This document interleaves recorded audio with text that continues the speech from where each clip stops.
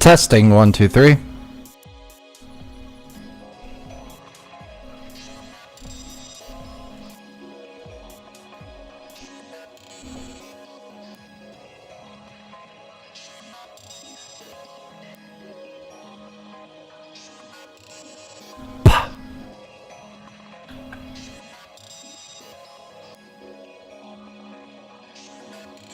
Testing 1 2 3.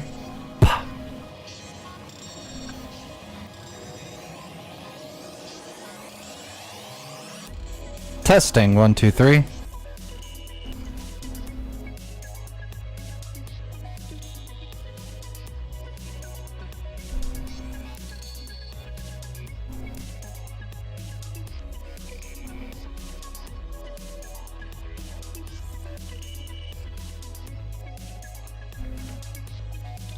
Mic check 1 2.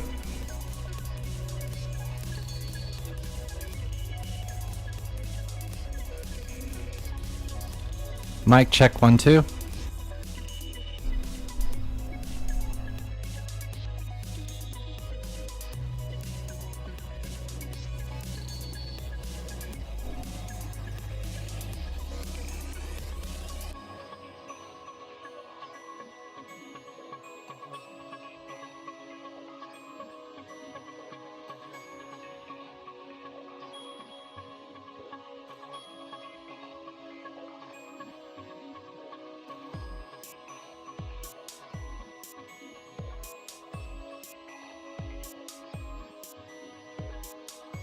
Mic check 1 2.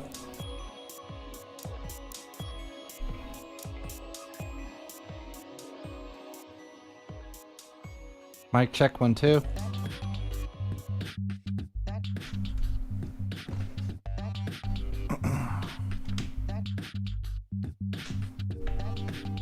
Testing 1 2 3.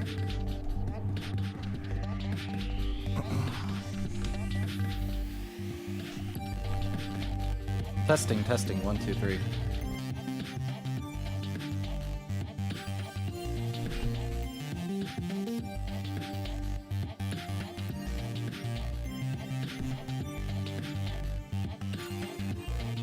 Sorry guys, just doing various mic checks to make sure that this mic is working properly.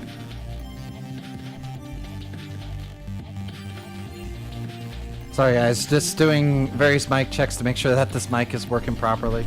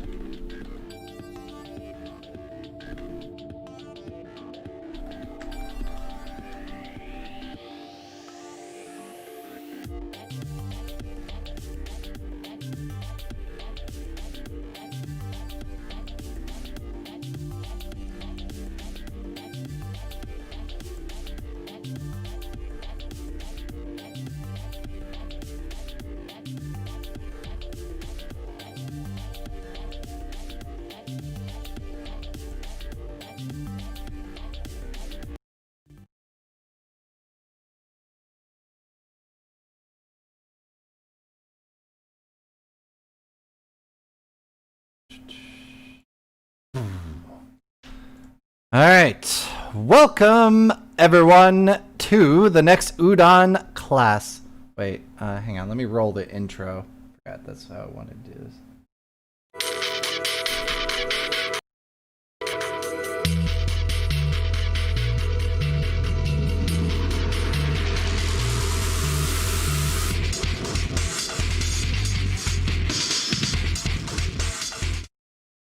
There we are. Welcome, everyone, to the Udon class. Today, nobody was able to show up, but that's fine. We will go ahead and just continue with the class via the stream. So if anybody has questions or concerns with how things are, like what I'm explaining or whatnot, or if you don't understand, feel free to pipe up and I will make sure to answer accordingly. So today we are going to go over toggles. As you can see, we have toggles here. Now, unfortunately, I can't show off this one. This is supposed to be a global toggle that toggles for everyone. But you'll be able to utilize any forms of these toggles through this code right here. So if you want to take a screenshot at this moment so you can see what the code is going to be like at the end. Let me go ahead and bring up this. Also, I need to grab that code for myself so I know where I'm following. Just give me a second. There we go. Make sure that I'm staying consistent and all that. I swear I had everything like set up and good and it was great.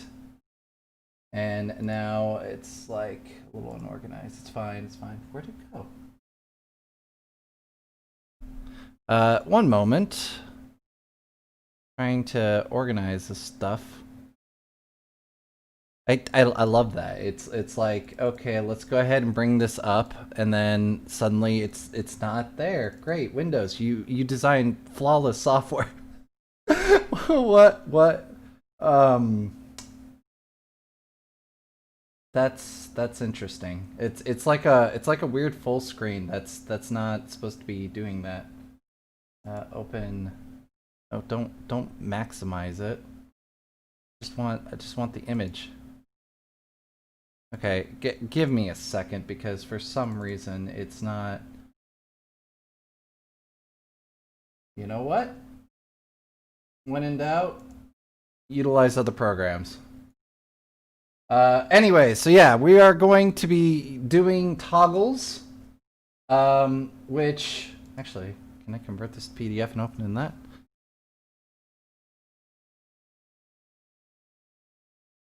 Yeah, we're gonna be doing toggles. Apparently I cannot. Oh, right. Forgot I have a full hard drive space with a whopping what? 0? Something drained my hard drive space. Give me a moment. Looks like I'm having technical difficulties that are popping up at the last minute, which I don't quite understand. So I'm just gonna go ahead and put on the music real quick. Hey Frosty, if you want to join the class, just request off me. If you're just sitting in chat, that's fine. But yeah, I need to sort out a problem because for some reason I went from several gigabytes of data to nothing for no reason. So I'm just going to try this. Wait, that's that desktop.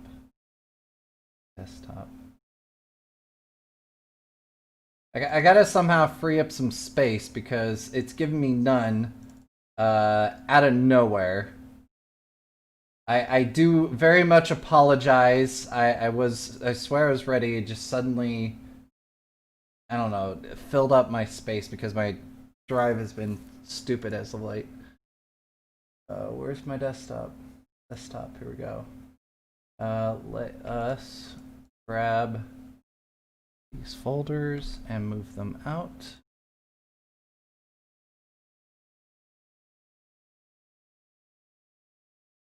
That should give us some space to work with.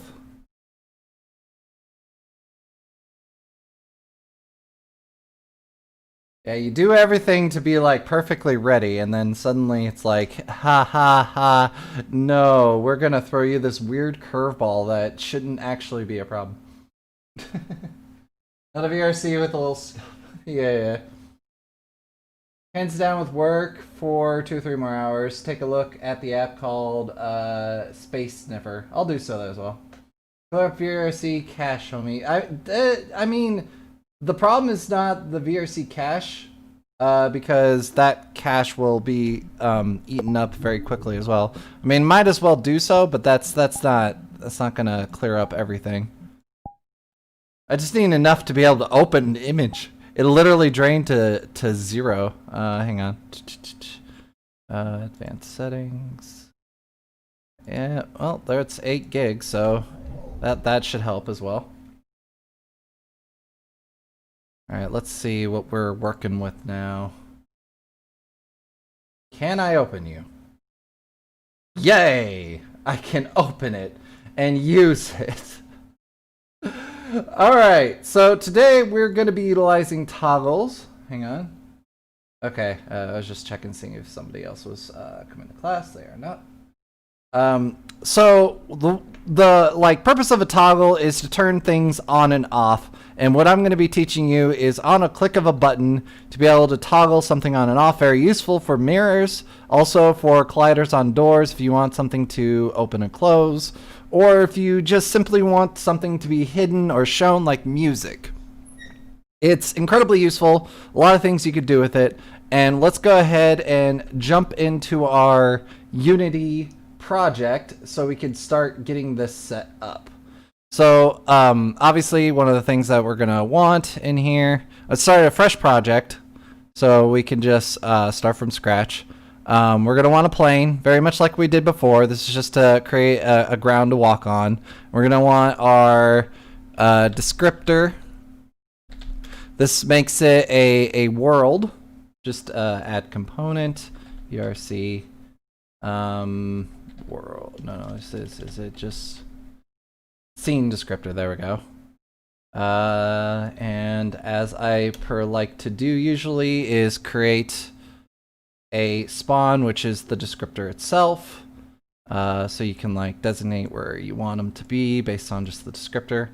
And that should set up a lot of the elements for this. And then we're going to go ahead and go to the SDK builder. Let's see, switch.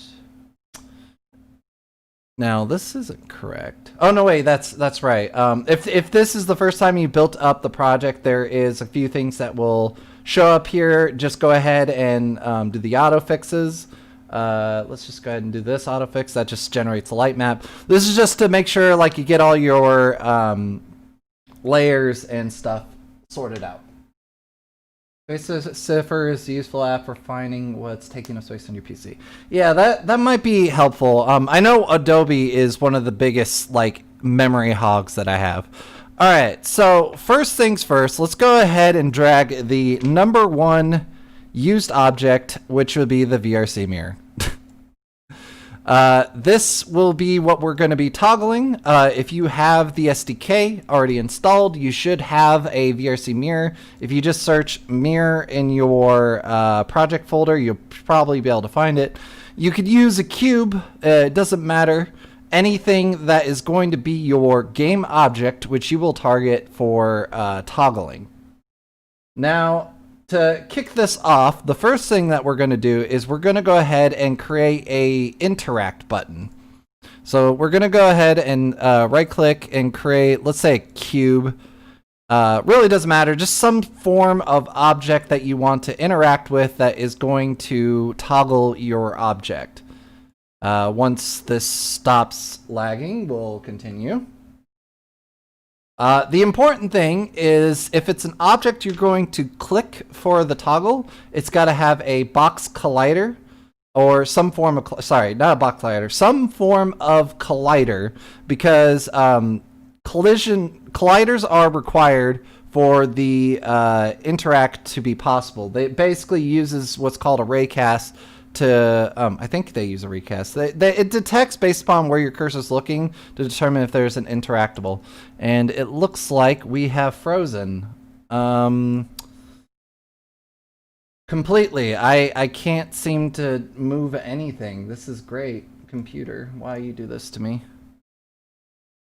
Okay, looks like we got our computer back. Great. Okay, so I'm just going to go ahead and make this a little bit smaller. This is not necessary. Essentially, the idea is that if you have a object that has a collider and it is on a layer which the player can interact with, which default can, you should be able to click on it. Now what we're going to do is this object is going to be kind of our hub for our toggle. Essentially, whatever logic is going to do the toggle will require your behavior. Let's go ahead and search for Udon and add a Udon behavior.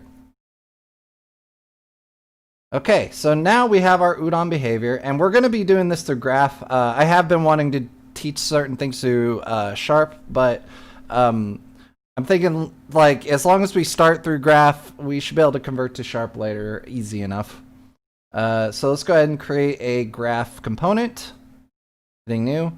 We don't need this, so uncheck this. Basically, we don't need synchronized position, and we don't need ownership transfer. This is mostly for like objects that are going to be thrown around and caught or bump into things that need to do stuff based upon who's bumping into them. Looks like we have a bunch of stuff complaining. Go away, thank you. Okay, so now we have our box, which has the Udon behavior. We're gonna go ahead and go to the program source. Click this so we can jump over here. This is just finding the Udon behavior within our project folder. You could also search for it, but you do want to give it to a name. So I'm just gonna name this one toggle object. If you search toggle, I believe there's going to be examples within your project folder. You might want to make it more specific, but I think this will work for now. So now we have the object which we're going to click and the mirror. So let's go ahead and jump to this Udon graph, which if you don't have it, when you click on a Udon behavior, you could always go over here to your inspector and click Udon graph, open Udon graph. And that will open this window. I have this already because of the last class made it available. So now what we're going to want to do is we want this to toggle the object based on an event, that event being us clicking it. To do that, you need a interact event. So if you just go to events, you could scroll down and see all of the possible events, but you could also search for interact, and you should find this event interact. So if you put in event space interact or just interact, you should be able to find it, but that is the node we're looking for, event interact. Now, much like last time when we did the start, this is the event which will kick off our Udon behavior. Hello, Luve. Welcome. Okay, so now that we have our interact node, one of the things that will change about our cube, assuming that it compiles, let's just make sure that compiles and saves. One of the things that should change is that we're supposed to get... Actually, wait, that might be just in Sharp, isn't it? No? It should have added elements for the interact.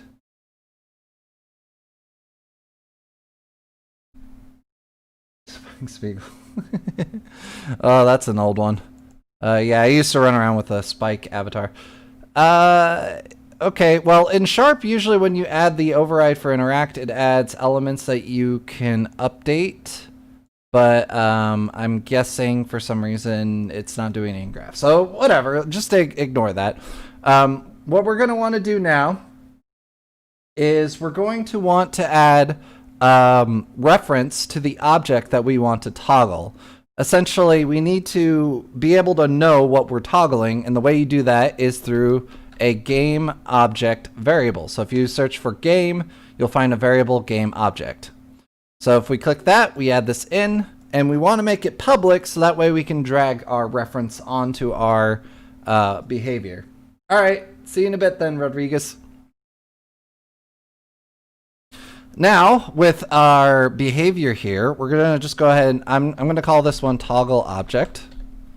So, or sorry, actually, I'm going to make this target object. The name doesn't matter, but better naming convention helps you remember what the purpose was for this. And this purpose is going to be our target object. So now if we go ahead and compile, we should have on our cube a reference to that object. Welcome back. So we're going to go ahead and drag our mirror onto here because our target object that we're wanting to toggle is that mirror. So now we have our target object, the mirror, and we could do stuff with it. Now, what we want to do is we want to toggle it from existing. And in Unity, this is called its active, like if it's active or inactive. It refers to essentially this little checkbox here, whether or not it's active or inactive.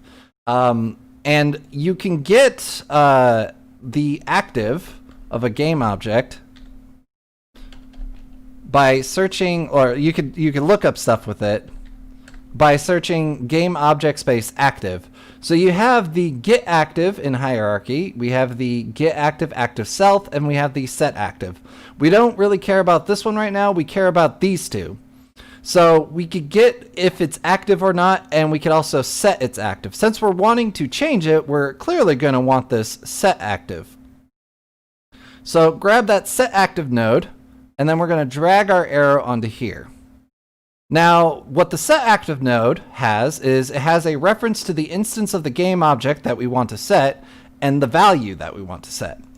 So we're going to go ahead and add a get variable, because we're going to need to reference this target object here. And we're going to go ahead and drag it into here.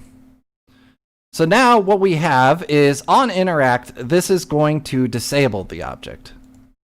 I feel like I probably should check in now and again to see if anybody is planning on joining the class. So all this code does that we currently have here is it's going to attempt to set, or not attempt, it's going to set our target object to false. Which, you could essentially have two different buttons, one turning it off and one turning it on. But what we want is to toggle its state, which means that we want to set its state to the opposite state of what it currently is. Now, the active or is active value is a Boolean. If you don't know what a Boolean is, basically a Boolean is a variable that is represented by two states, which is true or false. So, for example, if we go to our cube here, click this cube, you'll see that there's a checkbox and a not checkbox. So when it's checked, this is true. When it's not checked, this is false. So all this is going to do is when we click it, it'll set the state to that. However, we could get what that state is, if you recall, game object. So go ahead and add a node, game object active. We could get the current active state with active self here. So game object.get active self. Go ahead and grab that node. So with this, we have the instance of this value. So let's go ahead and grab this over here. It takes an instance of the game object that you're referring to. So let's go ahead and drag that node over here. And now what we have is the current state of the object that we're wanting to set. Now, we could technically drag this Boolean right to here, but unfortunately, this is not really going to do anything, because all we're telling it to do is set the active, or set the instance active to its current active self, which basically means it'll literally do nothing. What we want... Oh, I'm losing space again. Thank you. Great. Let's go on until it decides to actually destroy something. So what we want is we want the opposite of its current state. Now, to get the opposite of its state, essentially in computer language for a bool, the opposite of a bool's current state is the not of its state. However, in the methods that you want to get to get this, you want something called an unarray or unarray. I don't know how to pronounce that. Hang on, let's grab it. So if you search bool, UN unarray negate. Yeah, so this Boolean unarray negation. This is the node that you're essentially wanting to look for. So what this Boolean unarray negation does is it does the not operation on a Boolean, which essentially returns the opposite state of what it currently is. So if we drag this Boolean to here, what this is going to return is the opposite state of what it is. So since its active self is true, it's going to return false, which is exactly what we want because we want to set it to false. So if it is currently false, it will return true, which will allow us to set it to true. So by attaching this, now what we have is we have upon interact, we will turn the mirror to the opposite state of what it currently is. So if we go ahead and do a quick test here, a build and test, I could show you that. Now, this might not work off the gate because, as mentioned before with graph, there is a tendency for it to fail to build even with its autocompile going. We're going to go ahead and see if it just magically works. We might have to do a couple builds. Now we just wait for it to finish. It's I don't think it registered me clicking it. There we go.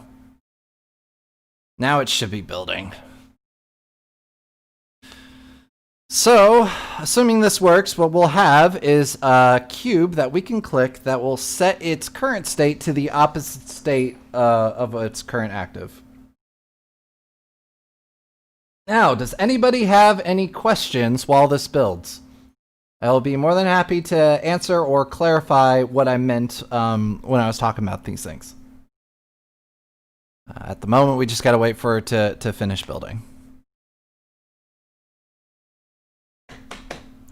But overall, what you have here is the exact logic for essentially toggling objects. What we're going to do from here is show you other ways that you can call this behavior, because you don't necessarily have to attach it to a button. What is active?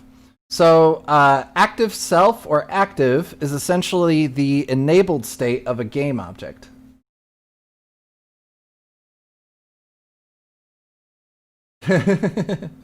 Yeah, thinking of owner. No, it's not active owner.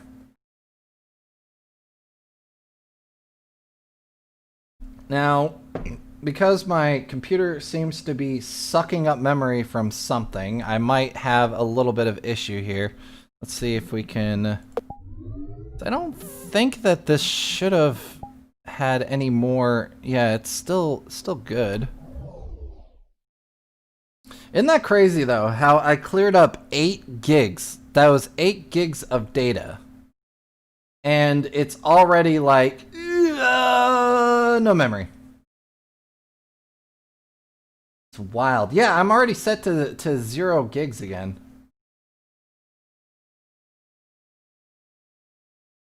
I don't even know what is currently draining my computer. Actually having issues clicking around because it's not... No. There we go.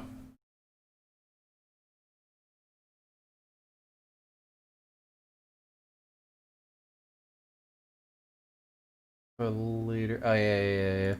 I'm gonna need that space sniffer because this is ridiculous.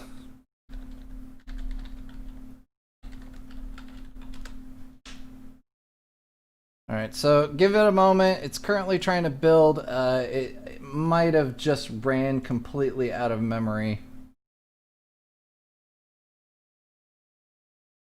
What's super annoying about it too is I've been trying to find ways to decrease the memory usage on my C drive, but things like Adobe just suck it up like no tomorrow. I might have to close this.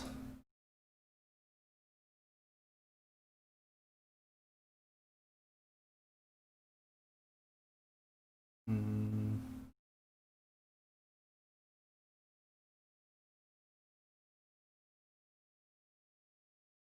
Yep, it's oh no, I don't think it's finished building yet. I also recently got NordVPN today, but I don't know if that like consumes data over time. At the moment, I kind of want to keep pushing forward. I can just try and see if there's something I can like easy remove.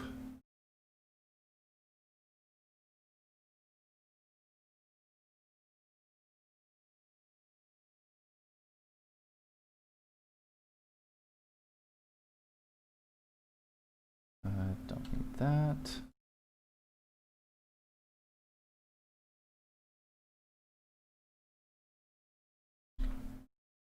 Go ahead and move these over.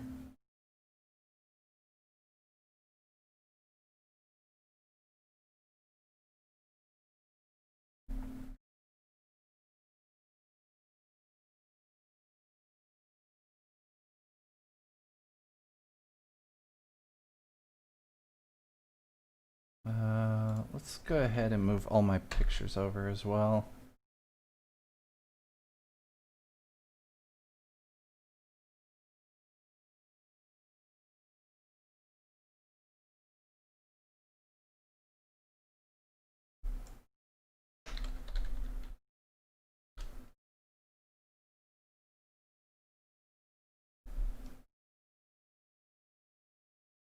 Good old data man. This feels. I gotta say, this sort of feels like inventory management.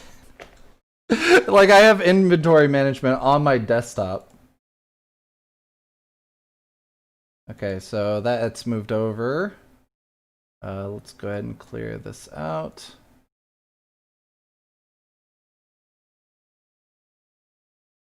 All right, how much has that given me? Got 292 megs now. Actually, I think what I'll do is I'll take everything on my desktop and then move it over. That should give me some space as well.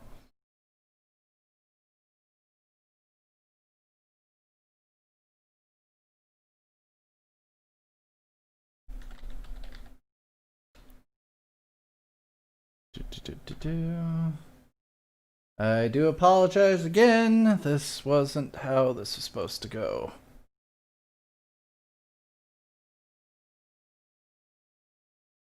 I now have 29 or 26 megabytes. What the hell is eating shit up so fast? I could have sworn I had more than that when I did. Now I have 0 again. What? Hang on, let me try something.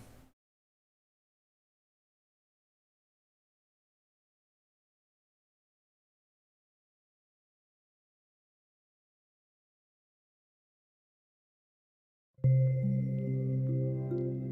have a feeling, so I got NordVPN recently, and I have a feeling that it was just over time, like nonchalantly consuming all of my memory. Nope, it's still zeroed out again. Yeah, something is draining all of my free space, and I have no idea. I'll have to use that space differ in a bit.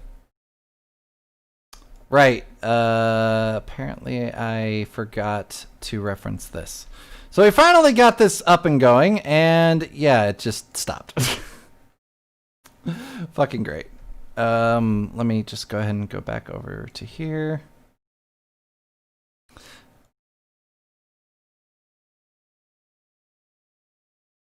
I'm pretty sure I set the target object, right?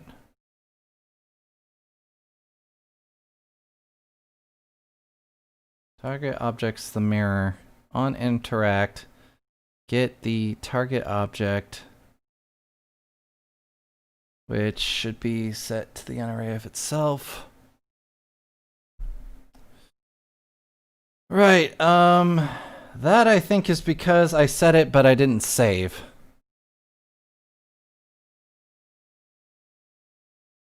Shouldn't drain it, not even with its log. Yeah, I have no idea. Hi, Overscape, what's up? I'm dealing with a current issue where my C drive is emptying itself constantly with zero abandon. And I don't know, I might have to get that sniffer. Because it's starting to get a little bit annoying and it's getting in the way of the class. So let me go ahead and grab that real quick. Of course, in order to get it, I'm gonna have to remove space.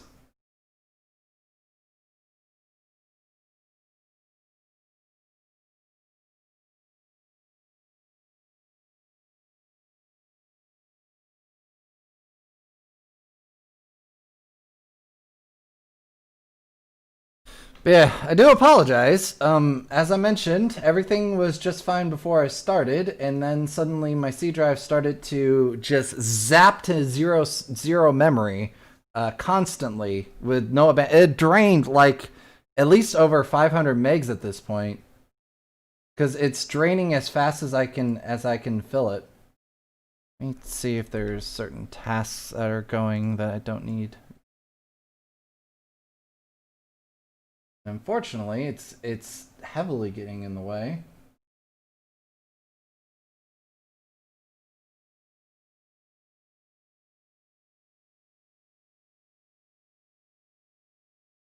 Well, let's close some of this down.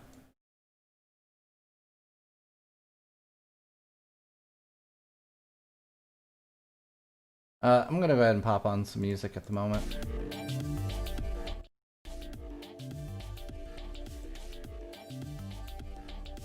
Yeah, I got it. Or you ran out of disk space while saving? I mean, yeah, but I don't think this should, like, suddenly add another 500 megabytes. And it was actually draining over time. Let's see. And essentially, as I, like, clear it up, it drains it. So now I cleared that up. That gave me 23 megs.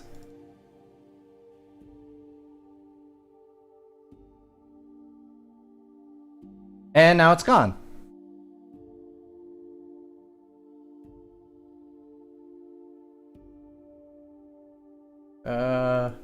Well, nobody's in this class, so let's go ahead and disconnect from VRC. That might help a bit.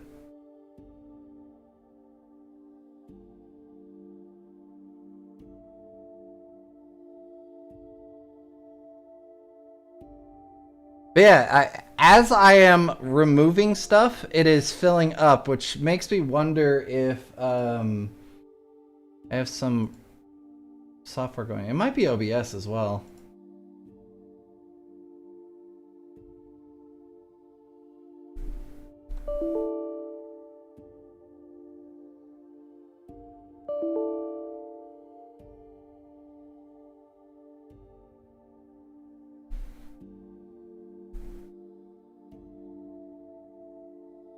Alright, I'm essentially killing tasks at the moment. If I disconnect, I'll be back in a moment.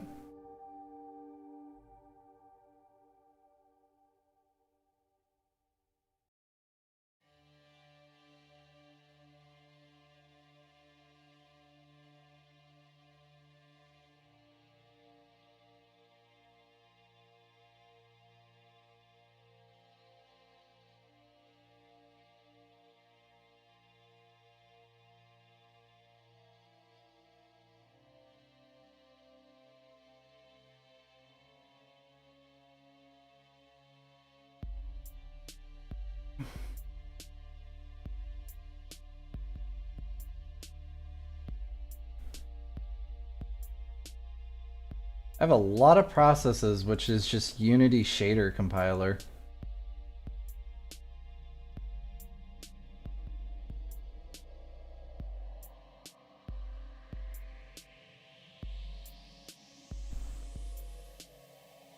Yeah, the unfortunate problem is in order to get the sniffer, I need space, and I don't have space.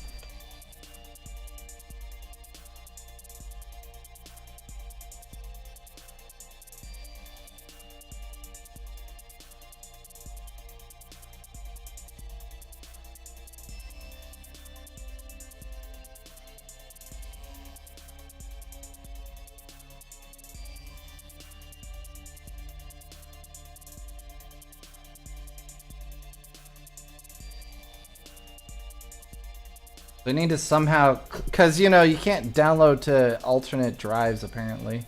At least if you can, it's not wanting to.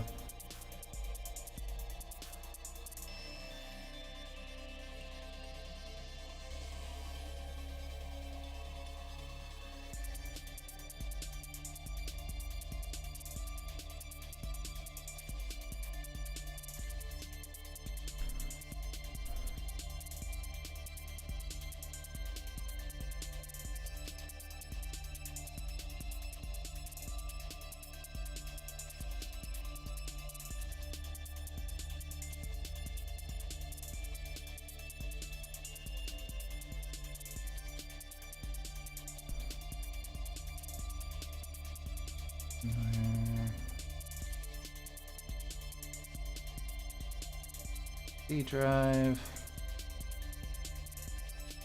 Sort by size.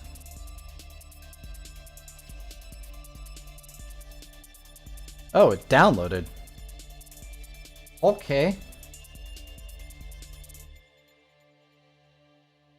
I'm wondering if, like, VRChat was eating up space. Nope, I still have 0 space. So I somehow downloaded something with 0 space. That's weird.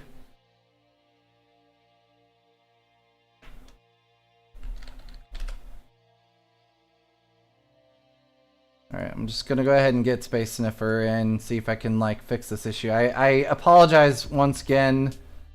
I don't understand why this is doing it.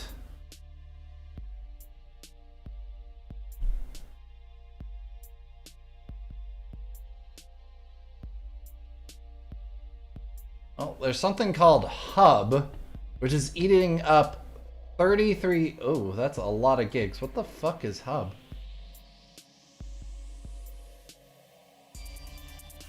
Oh, it's Unity. Unity is just constantly filling it with garbage.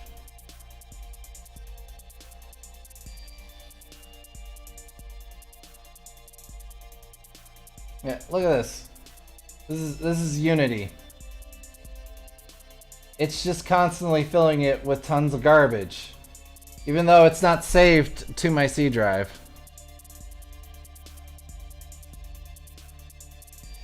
Yep, good old Unity. It's basically just a run. It's constantly just dumping shit on there, so I have like a limited time use.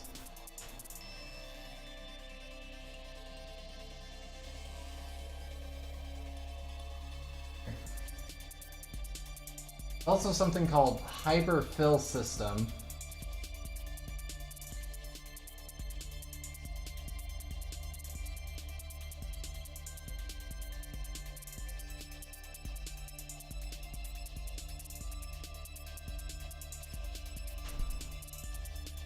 Hyperfill System.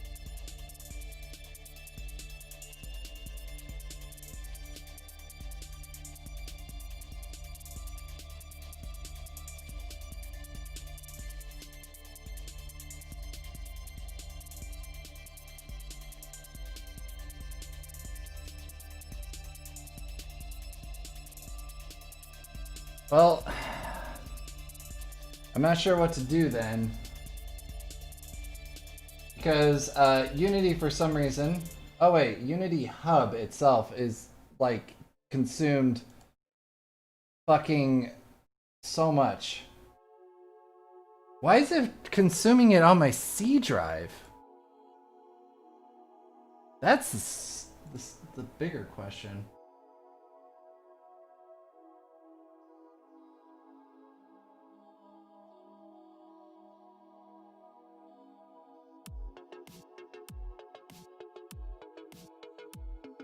A 2019 folder.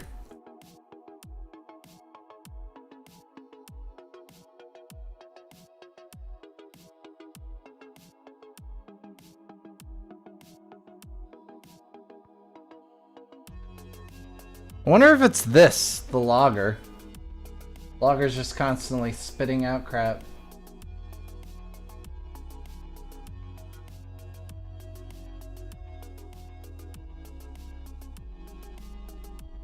Yeah, it's got like a good...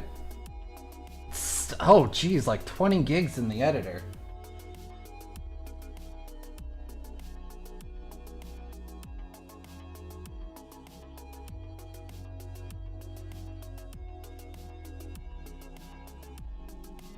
$12 gigs in here. Playback engine. Let's see, can I get rid of this? This is 2019 251. Let me just open this up because this might free up enough space for now if I can get rid of this and then get it later. I'm just gonna go ahead and, yeah, this is not... Okay, so if I delete any of one of these hubs, let's see, which one do I need? I got like 2 for 2019. There's only a few 2019 projects I care about.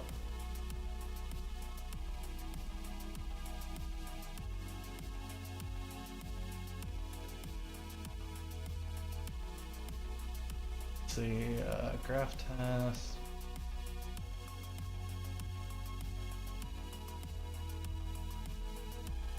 Mm, 29.25 F1. Okay, that's 3. Always update it.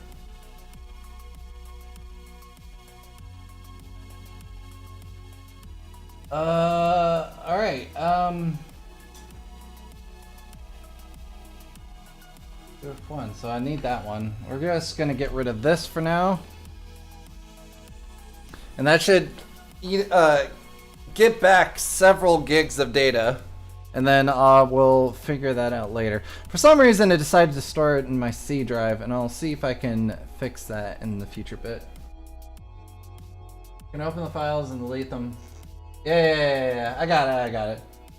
The longer it gets to 200 meg sometimes when I'm using it. If there's an error, surprise, it's grown to gigs because the folder should be just the editor itself. Yeah, so essentially what I found is something that I can delete is essentially the stuff I have in Unity Hub. It seems to be really grown. I'm pretty sure like Unity itself is continuously consuming data. But by deleting one of the versions of Unity I'm not even using, I've gained back several gigs. So by deleting that, I should have enough space to work.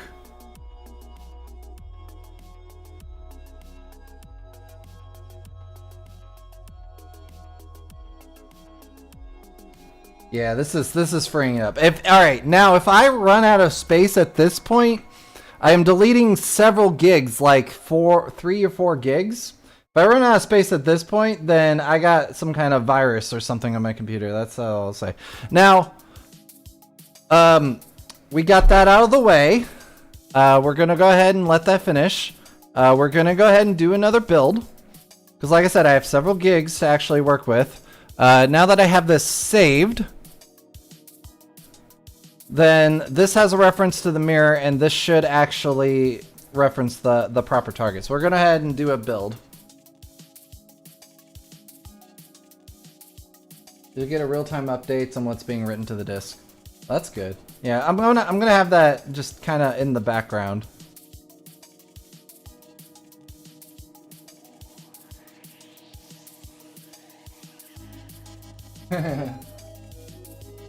Oh, there's a lot of stuff being stored to app data local.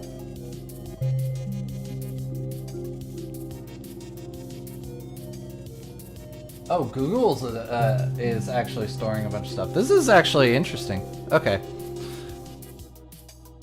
Alright, now we're back on task. I apologize for that, but this should now delete itself. Frustrations of working with Udon. Okay, so let's check our code real quick. make sure this is properly doing this. We're gonna click that. We should have reference here. Okay, so let's go ahead, debug this, see if there is currently any problem. So we have here our value, which is the game object. We are setting the instance of the game object to the Boolean value. This is why I got a dictionary junction. Okay, so overall, this doesn't look like it should do anything but toggle the target object, as it is the current instance we're referring to. We're setting it to the Boolean value of itself unarrayed. So this should be fine. We're just going to go ahead and do one of the classic ways I usually have to compile it, which is we hit the compile, save, do a play, which should do that. And then we'll, from there, should have it all right, do another quick save, and then do a build and test. One thing I also mentioned with utilization of Udon graph, which is one of the reasons why I don't personally use it as often, is that it does have a habit of not compiling properly. So all you can do is just double check that everything's good, do another play, build, make sure that it's functioning properly. Still doing it. Okay. Let's take a quick look at my code. Make sure that it's proper.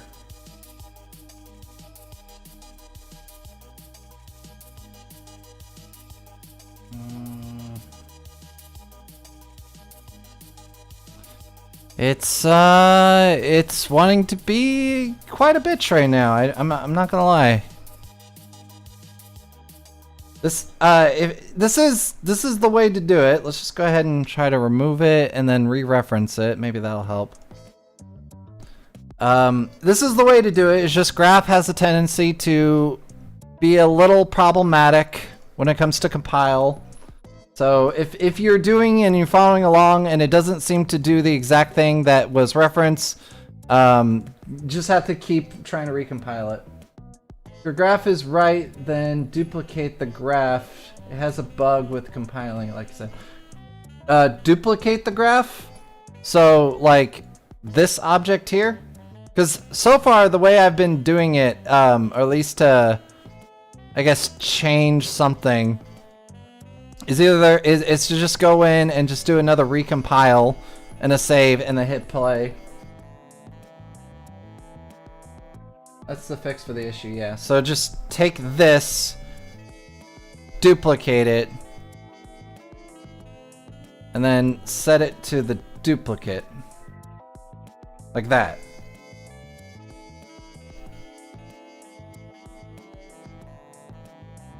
You know, make sure it's still not on.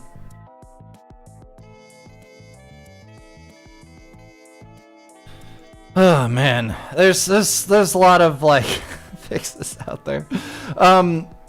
Yeah, so if you're getting into Udon graph, just note that there's issues. They're working on it as time goes on. These probably won't be issues in the future. You just have to continuously finagle with it, try to get it to work.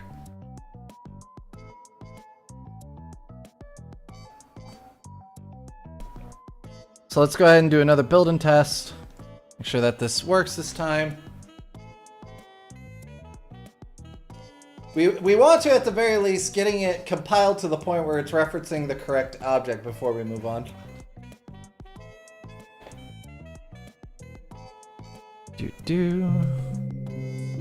I think what I might do at this point is not try to do another build until we get to the end. All right, are you? Yeah. Okay. There we go. So there you go. If you're having issues with it, as Jane Doe has pointed out, just compile, duplicate, set your duplicate script to the program source that you want to use, and yeah.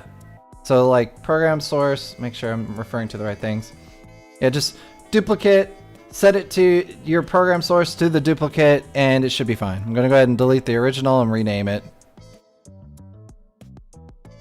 Not entirely required, but yeah. Yeah, if you have issues, remember that it could just be a compile issue. It might not be an issue with like how you set things. So just always remember, ensure that everything is correct. Do that duplication fix to try and make sure that it is actually compiled. And yeah, just keep trying at it. But as you can see now, we have a little square and it toggles our mirror on and on. Sorry, on and off. Hello, Emery. Welcome. All right, so now that we have a for sure working toggleable script, what we want to do is create alternative methods for this to be called. Now, what you want to do in order for other things to be able to call your script is you want to set them up in what's called a custom event. Custom events are effectively the same thing as methods in programming. What a method is kind of like, hang on, let me go ahead and get this music out of the way.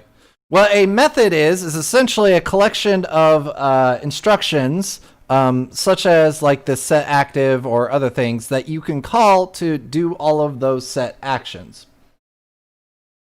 So what we're going to want to do is rather than doing this interact, we're going to want to create a custom. So we're going to add a node, an event custom. So rather than it being called here, we're going to call it through this custom event. And we're going to call this toggle object.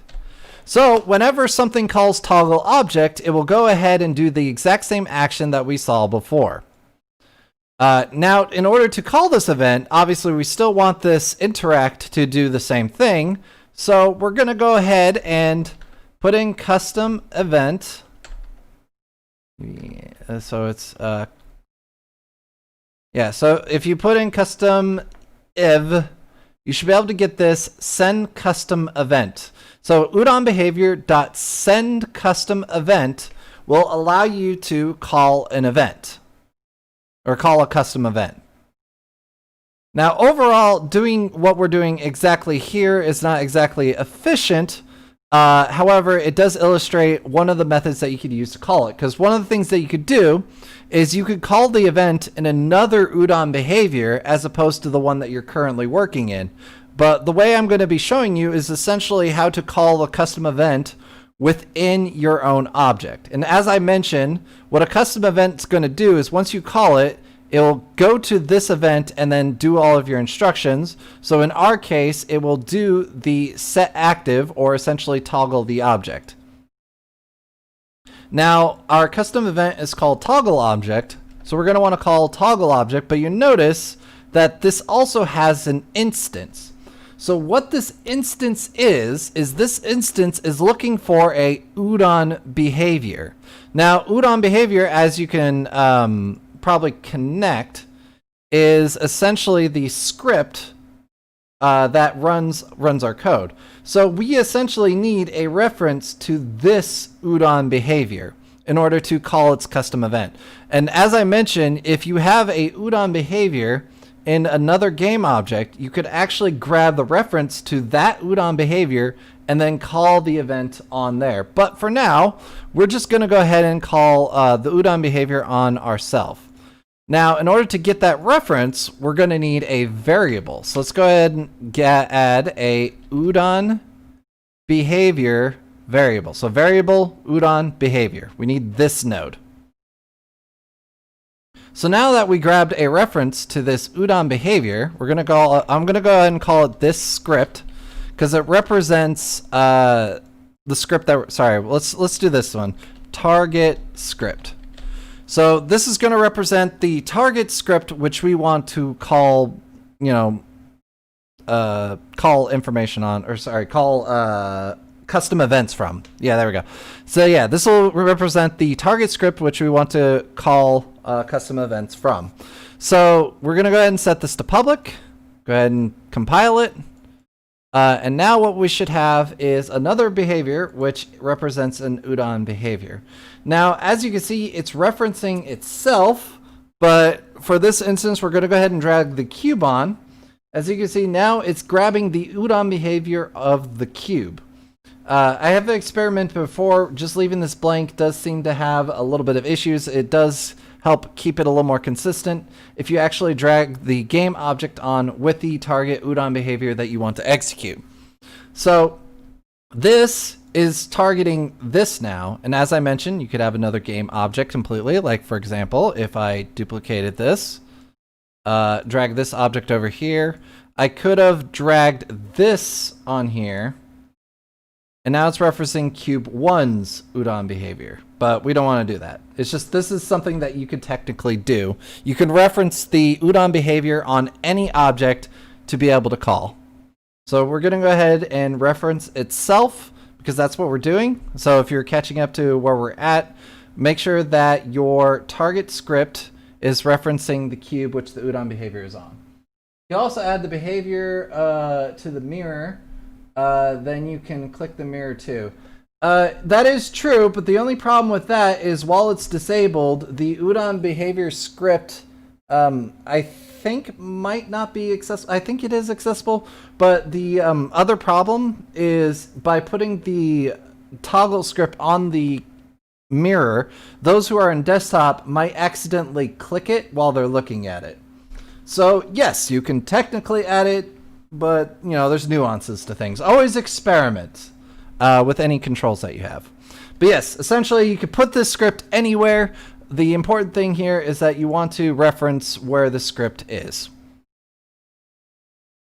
So now that we have our reference to our Udon behavior, we need to actually get our Udon behavior. So let's just do a get variable. So you need the get variable node. Change it to the script.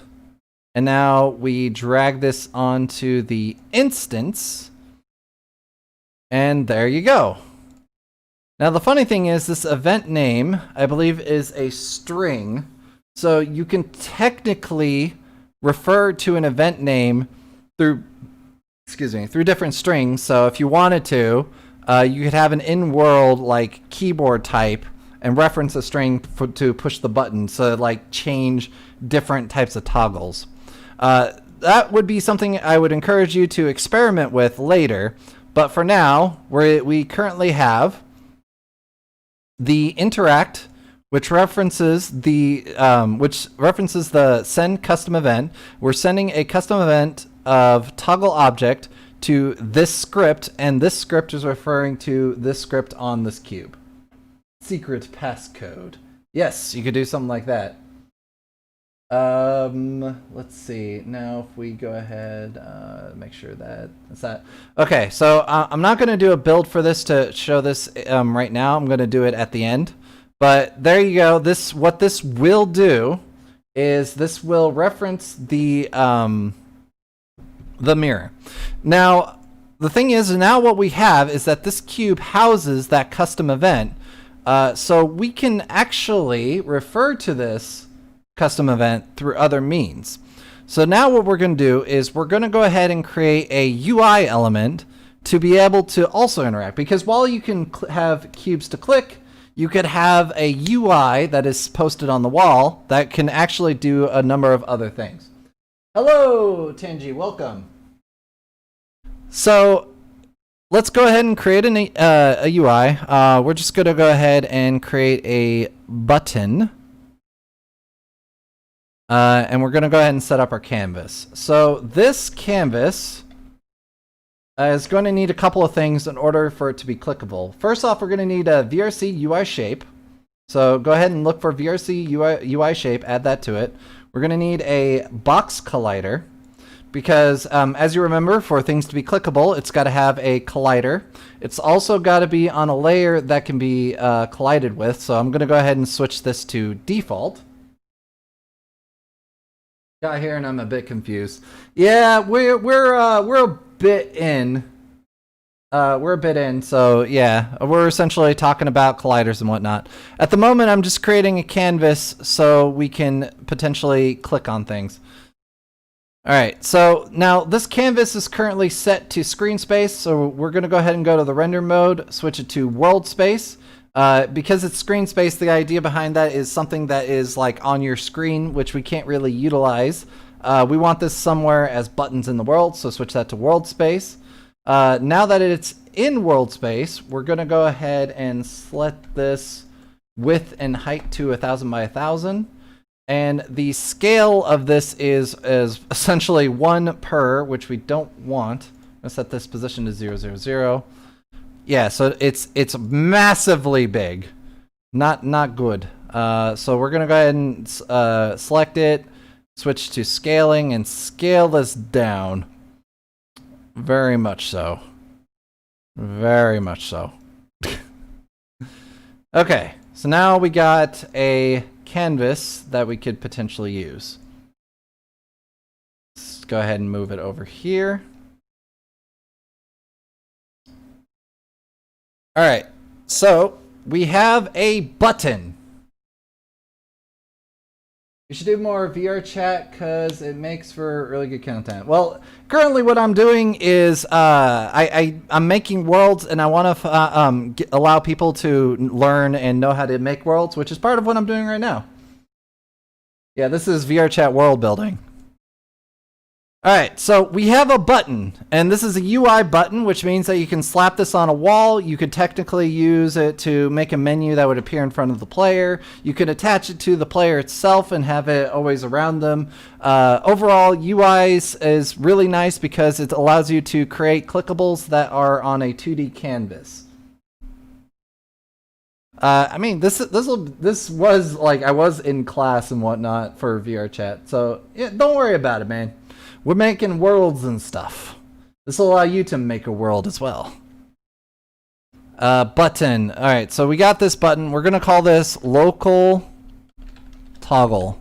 Because up to this point, for the toggles, everything is technically only going to be local, which is very good for mirrors, not so good for other things like opening doors. But we'll get to how to do a global toggle in a minute.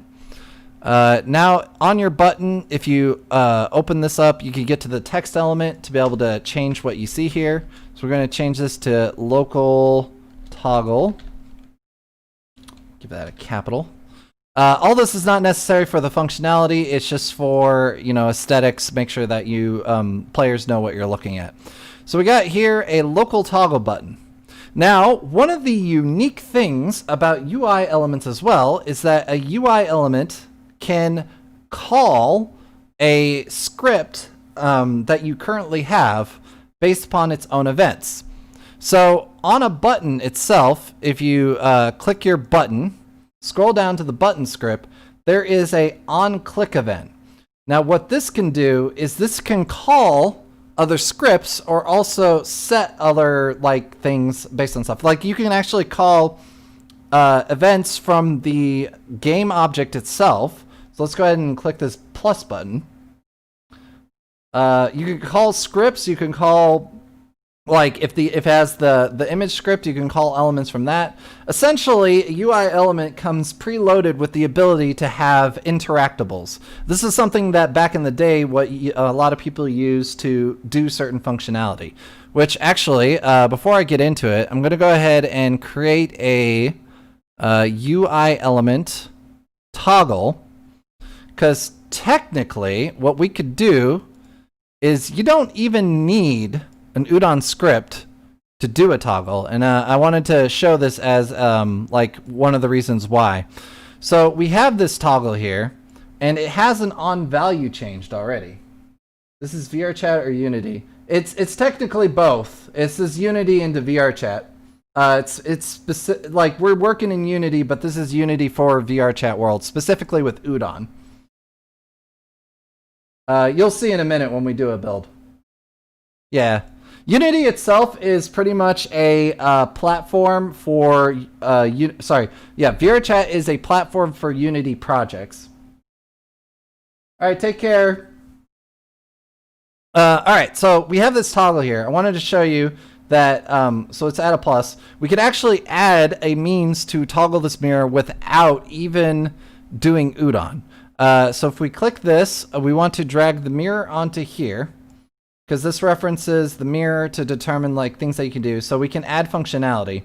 One of the things that you can do is on the game object functionality, if you go to this set active, what this does is when this value changes, it will set the active to the game object to that, to basically to its new value. So if I go ahead and do a build, which this might not necessarily build the cube properly, but this will work with the toggle itself.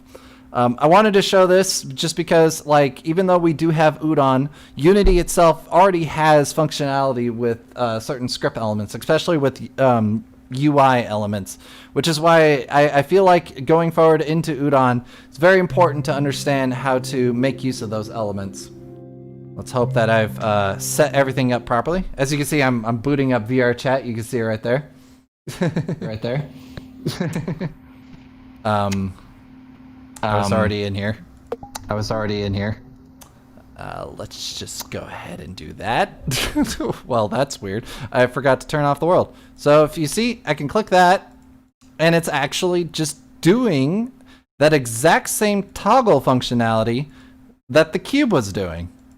Also, you can see that the cube is actually still working. So if you need a toggle to just work and you're going to set up a UI, you could just set up a toggle like that.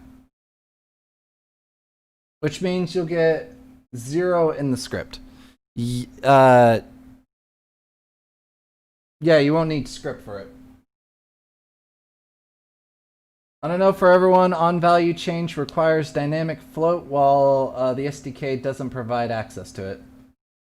Way to fix that is reference for the actual script, scroll bar for example, and go to scroll bar value. Yeah. So highly encourage experimenting with tying things like that and seeing what things that can work. All right, so I wanted to show that bit. There's ways to toggle it, but now we're going to show how the button can actually toggle things. And now that I realize I have 2 versions of this world open, let's go ahead and close that. All right, so now to make this button actually call the same code as our little cube here, what we're going to do is we're going to grab the cube. We're going to go ahead and grab, we'll just grab, so on local toggle, we'll grab our cube, drag it onto here, just like we did with our toggle here. But we're going to set our functionality to Udon behavior. Now with the Udon behavior, there's a particular method call that you could do, which you might see familiar, or it seems familiar, which is the send custom event. So our UI elements could actually call the same custom event that our cube was calling. So if you recall, let's go ahead and jump over to the cube. This is doing the exact same thing, which is the send custom event. It's already got a reference to the Udon behavior. So all we need to do is send the string value of the custom event that we want to call. Looking through this, SDK doesn't provide access to the float because the signature on custom event takes a string, not a float. So the on value change doesn't recognize. Yeah. So send custom event essentially takes a string, and that string will then call a method, aka the custom event. So you don't want it to set it to the on value change for this. What you want to do is, as I referenced here, grab the cube, set it there, which has the Udon behavior, reference the Udon behavior, and call .send custom event, which will call the toggle object. And that will do exactly what it does on the interact, which is call the toggle object, which essentially toggles the object.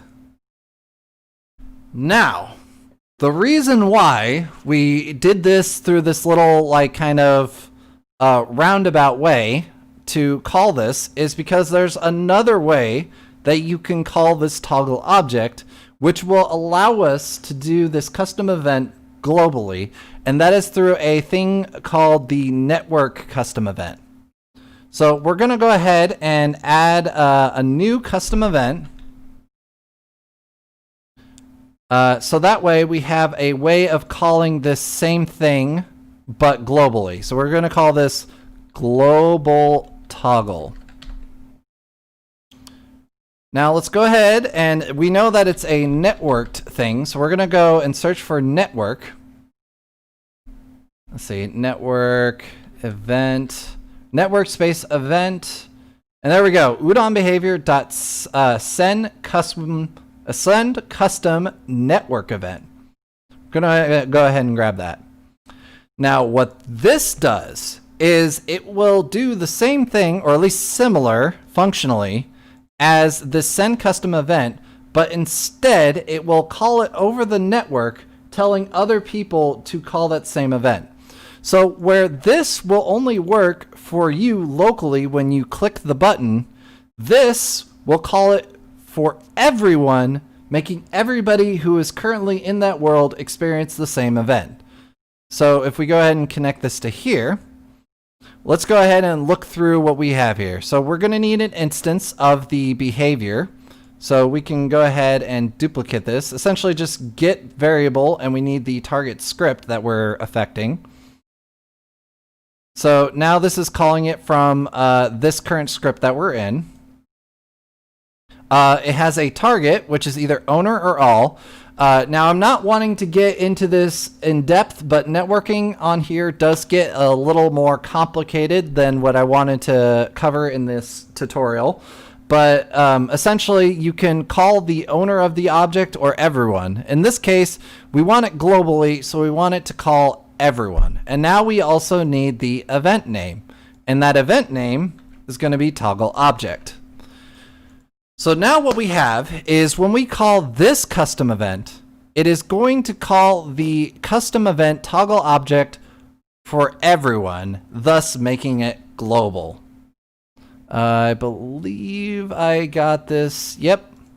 Okay, so let me double check, make sure I'm not missing anything. Yep, that is exactly what I want. Send custom event.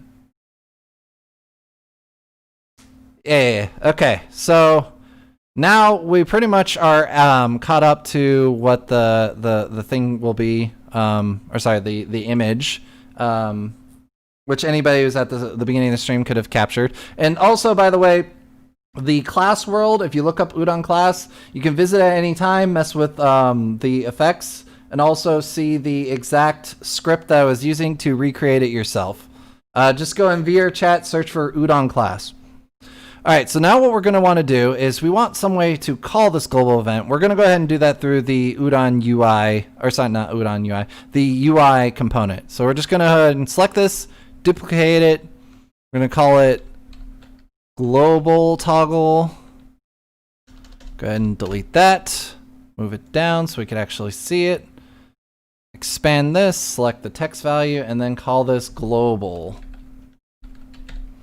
Now, one of the things that I'll mention is while this does call for everyone, anybody who is new is not going to be updated to whatever is the current state of the mirror, which that goes into more networking stuff, which we're not going to get into, but do understand that if you're wanting to make like a door that opens, this will only work for everybody that is currently in the world, and for anybody new that comes in, is going to see it in the default state. So if you want to do something like a door open close or a music on and off, I would recommend making like one that would turn the music on and one that would turn it off. As such, since it's global, somebody comes up and hits the off button, it turns it off for everyone, rather than doing a toggle, which, you know, if you do a toggle, it'll be like whatever's the opposite state. But in this case, this is kind of just showing off the thing, and I would highly encourage you guys to mess around with it.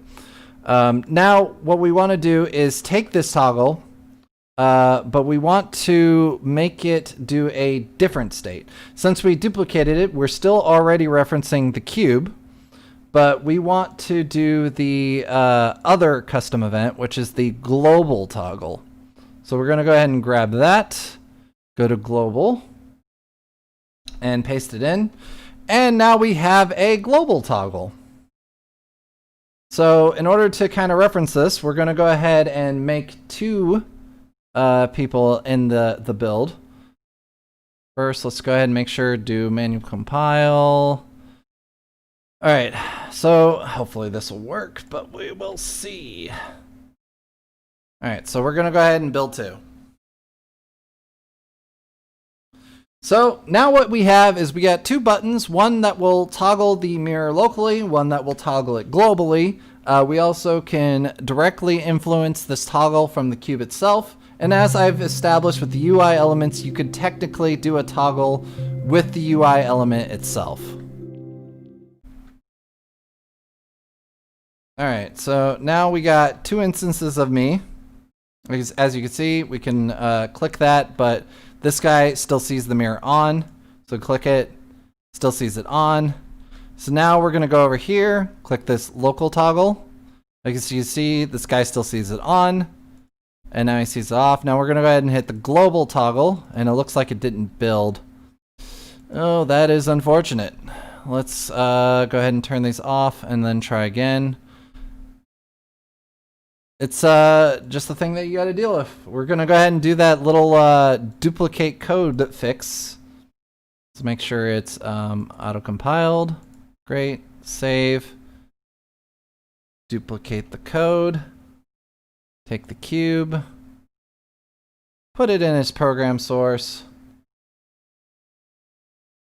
Delete the original. Rename it to get rid of that one. And now we'll do another build. Hopefully this works.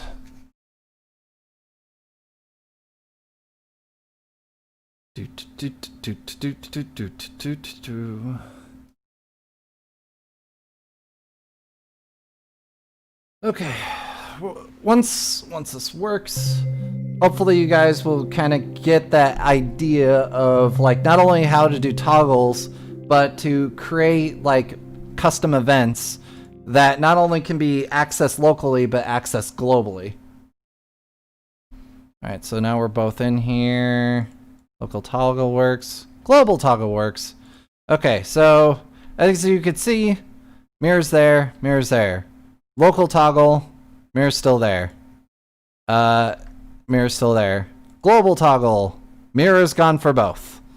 The other thing is, if you looked in how to do debugs, well, I was gonna show the debug, but apparently the debug doesn't want to work. All right, so this guy has the debug.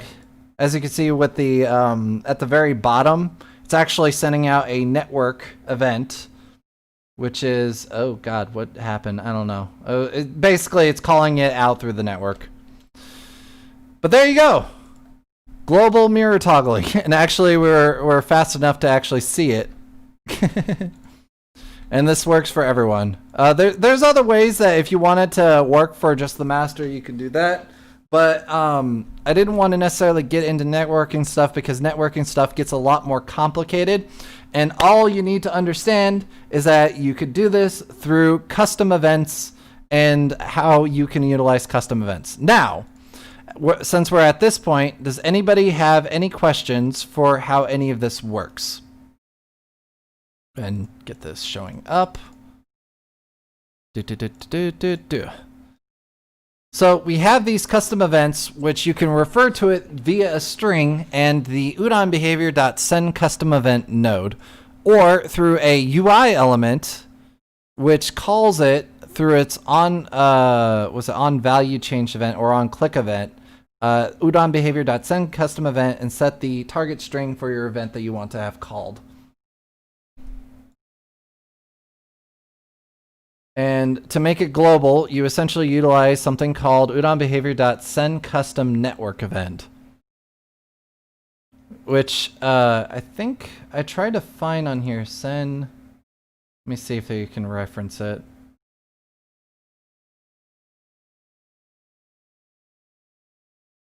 Yeah, I don't think I remember seeing it in here. Which is one of the reasons why I just did send custom event, and then within the Udon behavior, you could do .send custom network event. And I think the reason is because it requires that type for if you're sending it for all or the owner. Yeah, it looks like that's it. All right, yeah, so any questions?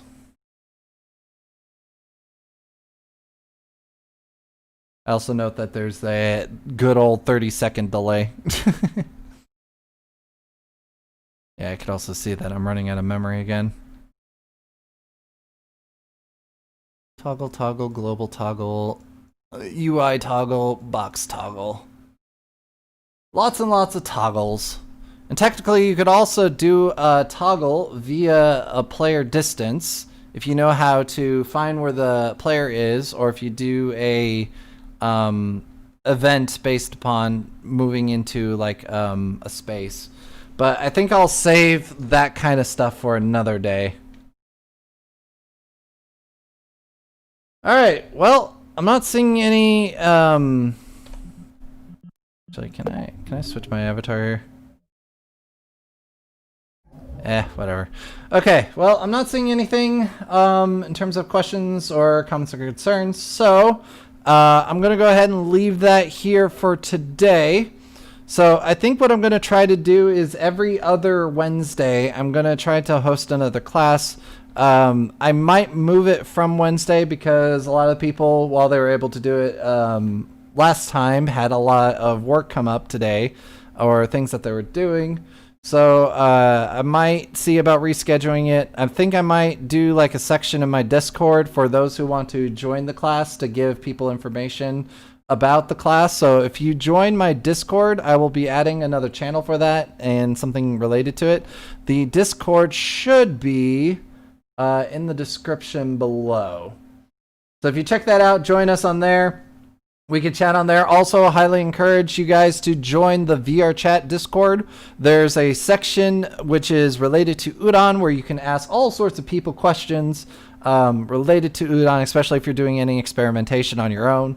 A lot of good people in there for information on that. Also, I post when I'm planning on doing the classes on there.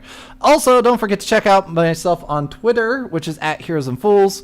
If I ever post anything about a class, or if I'm not doing a class, or anything related to a class, I will generally post onto there. So that's a good way to keep updated on that. Anyways, guys, thank you all for watching. Hope you all enjoyed, and we'll see you all next time. Take care and goodbye.